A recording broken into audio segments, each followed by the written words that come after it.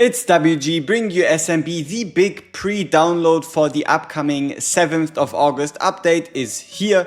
So let's go through everything included, as well as also some additional changes we haven't seen before. The update happens on 18 UTC -8, which means it happens 6 hours before resetting into the 6th. Alright, that is when this update is going to happen. Overall, let's quickly go through everything. I won't take more of your time than necessary. We have the addition of Ancestral Vessel T.Aiona, as we know, starting on the 7th, but an hour after reset, going to the 21st at reset. Limited events is the limited event coming with her, as well as the limited time puzzle stage also coming alongside of her, with the Cosmic Singularity again being the, you could say, day 1, 2, 3, 4, 5 challenge mode, as well as a sign-in called Cycle of the Cosmos. This is the skill reset event that uses the anachronometers. Any anachronometers you currently have are going to get +5. So even if you have 0, you get 5 additional ones you can use to reset units and know who to skill up. Then a resource supply event, Nightfall, is the double drop event. This double drop event happens on the 16th. This is a spender event, so you can ignore it, but it does happen on the 7th. Chapter 18, as well as the Dutchman's Revenge. If you beat Chapter 18, irrelevant for most of us. Night of the Hunt should start on the 11th, and Prophecy Unbound should start at the end of the Night of the Hunt. So Night of the Hunt as well as Prophecy do overlap for like the last 2 days, I believe, which I find kind of interesting. Then you have the Gilrain skin in the boutique, the same way you got Summer Aiona, as well as the same way you had the chance to get yourself the Daikalo skin. You can now also get the Ressa White Wedding skin on top of actually some summons, as well as Soothing Embraces and Perfect Shards. Other updates, you now have the ability to report people through their profile. As far as I can tell, this shouldn't be for yourself, but for others, mostly I guess to identify cheaters. This could be very, very interesting for some of you, especially if you're like thinking about making an alt. And that is because now there is the skip tutorial function. What makes me wonder is, does this mean you can go in and you'll be able to do like 50 summons within like 2 or 3 minutes? Because if that is what this is, and if it really makes it skipping tutorials easier, then what you're gonna end up with is a scenario, because keep in mind this update launches on the 5th and the banner launches on the 7th. So you'll have a day to go in, do a bunch of rerolls, get yourself a copy of one Fleeting Bella, and then save the rest of your gems to guarantee yourself a starry-eyed, a Timeless Aiona, to then run a Timeless Aiona plus Fleeting Bella, you could say, start account. But yeah, I'm not quite sure. It might actually make rerolling faster. We'll have to see. Then we have the Invitation Started Memoir for Timeless Aiona, makes sense.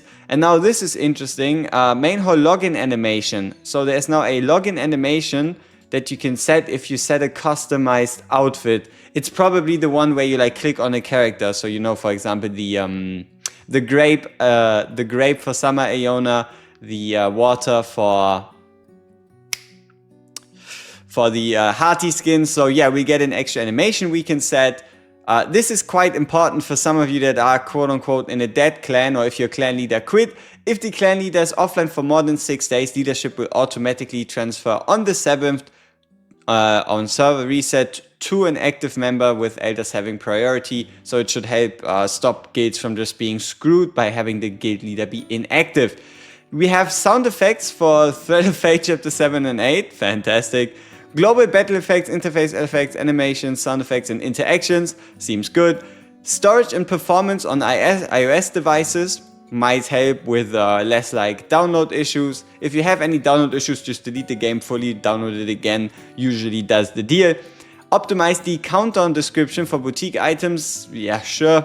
Display for stage info pages, Threads of Fate, Infinite Abyss, whatever. Optimize various text and art assets. Looks good. Bug fixes. Fix display issues and settlement errors. So yeah, it looks like people don't glitch into the floor as much anymore, I guess. Avatar display for Lorelei now fixed. Gauntlet avatar display. Yeah, there were some funny shenanigans going on there. Transcendent Amy's ult skill description. I don't think it's going to change anything for us. Acapella can now be inflicted with sleep, which is good, I guess. Fixed missing content in the Taiwan Mausoleum home interface display. Fixed the English, German, French and Spanish task descriptions on how to get achievements for the relic gallery. Japanese skill description of Vessel Joanne about the damage multiplier. Issue and Tomb of the Fallen were Rested Spirit 1 took... Aha!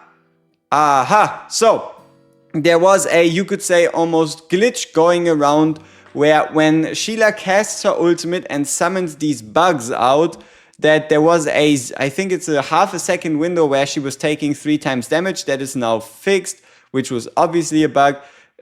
So, alright, interesting enough. Fix an issue when neither the hunt rewards gaze into Abyss, Misty Trail, and in the Shadow Avatar borders fail to expire properly. No! They're going to take my Knight of the Hunt gaze into the Abyss frame. No! Guess we'll have to earn it back in the next Night of the Hunt. Because it did say it was only good for 14 days and it's been like 3 or 4 weeks since the last Night of the Hunt. Fix an issue in certain situations when Transcendent Amy is fighting another Transcendent Amy and they both cast their ultimate at the same time, abnormal movements would occur. I mean, I would think abnormal movements would happen if 2 immovable objects meet each other. Nothing good can come from that. And then right here, we also get 300 moon tears. Pretty good, pretty sweet.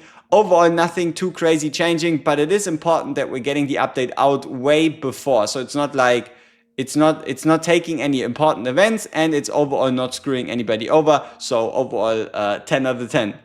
See ya.